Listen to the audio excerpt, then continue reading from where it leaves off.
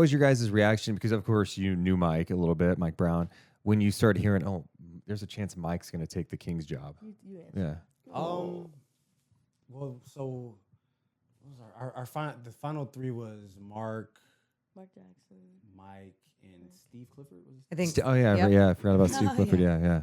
Like I played against Steve Clifford, played against Mike, and we all know Mark. Yeah. So it was like I didn't tell them which one I preferred. Like they told me what the top three candidates were, and I was like, okay. Like I'm thinking about how these coaches have coached in the past, and I was like, Mike Brown would be perfect. Just because of him coming from that pop tree, and even Steve Clifford, like the way that he is I'm not gonna say stick in the mud, but he's like cut from the same cloth. Yes. Like he's straightforward. So I'm like, those two are exactly the type of people that I feel like this team needs, because there's no bullshit. They're gonna come in. You need to do it this way, this way, this way. Obviously, they're more defensive minded coaches, but we have the offensive talent to do whatever we really want to do. So those two, I was like truly thinking about. And when Mike was hired, I'm like, that's perfect. This is exactly what this team needs, and it's something that we've never had before. So I was interested to see how guys would take it, and guys took it extremely well from day one. Yeah, it's interesting, like Mike's path too, because he was a young head coach, coaching LeBron. Of course, he had that brief run with the Lakers. That was kind of a weird team. I didn't even remember. Yeah, I forgot. It was that. such a short stint. That was when like Nash and Dwight ended up, and that was a mess. He goes back to Cleveland, then they get a new GM, and then he's just ends up getting with the Warriors, and you could tell he learned so much about himself going through all that shit. Like very self-aware. Going through coach is hard. Yeah, super hard. And then you're around a different environment. Maybe you're opening your mind, like, oh, Steve Kerr does things this way, and oh man, these players do it like this. I think the Kings got so lucky that he was still available. Like I can't believe it took him this long to get another gig. 1000%. Wes and Monty for me. Yeah. They've definitely turned this organization around. Those two. Wes and Monty. It's put in a lot of work. Like there's days like you literally see them up there in the office, because you can see their office from the practice court, and they're always working. If you like try to inch over, you can see the board. They don't sleep. what is it about Mike's culture? Yeah, like you have a job. Yeah, You have a job to do your job.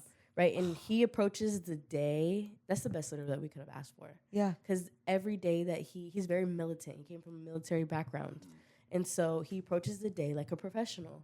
So everybody else follows his lead. Everybody just falls in line. That is, and he's so tough. He would not do well with the soft player. Yeah. Really? Well, the one thing I think you may quit. The one thing he Yeah. said though, I thought that was important, is he said this a lot during the year, is like, because he could coach you and Sabonis hard, and you guys could take it, it allowed him to be able to get the respect from everyone else. Was that an adjustment at first? Like, or were you like, I felt, okay, you know what? Before you answer, I remember your end of season press conference the year before Mike Brown, or the months before Mike Brown got hired. Yes, I know what you're And I going to say. told Morgan this, I'm like, you know what, man? I'm listening to De'Aaron. He wants structure. Like, after all these years of the roller coaster ride in Sacramento, like, he wants some structure, some discipline, some accountability. And I feel like you got exactly what you wanted. Got exactly what I wanted. I mean, like growing up, I had coaches that would get like this. Notice, I love Luke, but he's more laid back. He's chill. Probably needs like an older team, Yeah. guys who have been there, done that. And Dave yelled. He got, but not as much. Like Mike's like this all the time. Like, My favorite thing is the timeouts. I'm sorry. I live It for is. those. Quick timeouts. 40 seconds in, timeout. I think the quickest one was at Cleveland, the game I didn't play. They scored on the first possession. Actually, we got the ball first. Then they got it, scored on the very first possession, called timeout. I'm like, if we would have lost the tip, that would have been the quickest timeout ever. Because fix it before it goes down. Yes. And I live life like that. Yep. Like if we have a breakdown in communication, we're going to sit there and we're going to talk about it till we can figure it out, because it's not going to build up. Because then you let one turnover go, then you let another turnover, a mishap, one brain Every fog. possession matters in the NBA. Yes. Like, it's so important. It's, you are Do it so now. so right. And I think sometimes what people will try and analyze and be weird about, they'll be like, not every player's gonna like that, or not every team's gonna like That's that. true, though. And it is true, but it's like this fucking team likes it. They buy in. But They you're go also with going to bring it. in guys who are okay with it because you want to be coached. Yes. With what? Accountability? Right. You know how it is What in are the we league. talking I mean, about? some guys get Then don't come. some guys feel Bye. embarrassed, right? Like they get embarrassed they feel like they're getting called out. I mean, that's just. I mean, you've been around the league to know like that's gonna happen. But what I love But I what like Mike yourself. did is like, to me, when you're trying to change a culture where there's been losing for years, You got to and be years even more and years, militant about it. Yes. it's like, no, we're changing this and we're changing it now. Like the old Kings, that's done. Like we're gonna stop talking about this. So was that easy for you immediately to buy in then? Yeah, because like my whole life, I played for coaches that would get on you for almost every little thing. Okay. Like playing for Cal, Yeah. Cal will break you if you can't Literally. take it.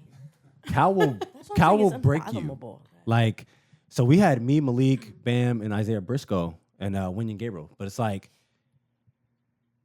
when he would yell at you, he wants to see the fire. Like he don't want you to hold your head down. Like he's to a point testing you.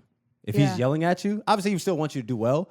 But as soon as your head drops, he's like, oh shit. Like, so he doesn't like that. And we love that about Cal. He wasn't gonna let us get away with anything. Obviously, he probably wasn't gonna pull us out. And if he did, he'd take you out for a minute or two, go back in the game, don't do the same thing. And I love that. So whenever we got Mike, and that's the way he was from the first day of training camp, I'm like, okay, this is gonna be different. And obviously, the talent was a lot better in the arena, but we'd probably, I don't know if we do that without Mike. I can't say that we do that without Mike, even with this same team.